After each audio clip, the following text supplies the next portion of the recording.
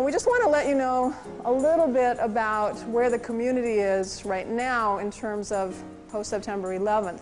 Of all the different groups that we've done training with, we've kind of left the Muslim community out. And recently there's been certain things that have gone on locally as well as internationally that require us to go ahead and train our officers on how to respond to these people. I think sort of a common thing we tend to do just as people in general is we stereotype because we don't know. When we don't know something, we just assume certain things about different cultures or lump them all into one. I understood Islam was a different religion. To me, it was something that was sort of in conflict with Judaism and conflicts in the Middle East. I didn't personally know too much about Islam, and I think that I probably bought into the same stereotypes that are out there that are either pushed by the media or that just came my way.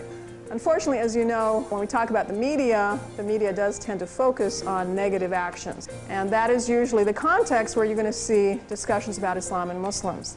And I'd just like to clarify that Islam actually condemns terrorism, which is the taking of innocent life. I think there are stereotypes within the police department and within the community as a whole. We try to give them tips on how to more effectively interact with Muslims.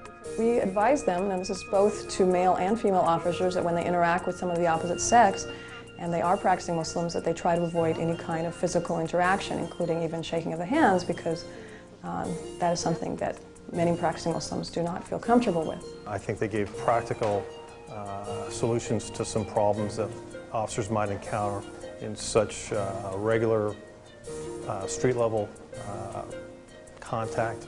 Talked about different things that officers should refrain from doing and things officers should try to do. And I think whenever things are practical, it makes it easier for the officer to associate with their daily job. And what this class helped was with some of the cultural expectations that Muslims would have of us when we come in. One of the things I think it would be a big difference for me, I've just been in police work now for 20 years, is the whole idea of maybe speaking to somebody of the same gender when I go in to handle a call.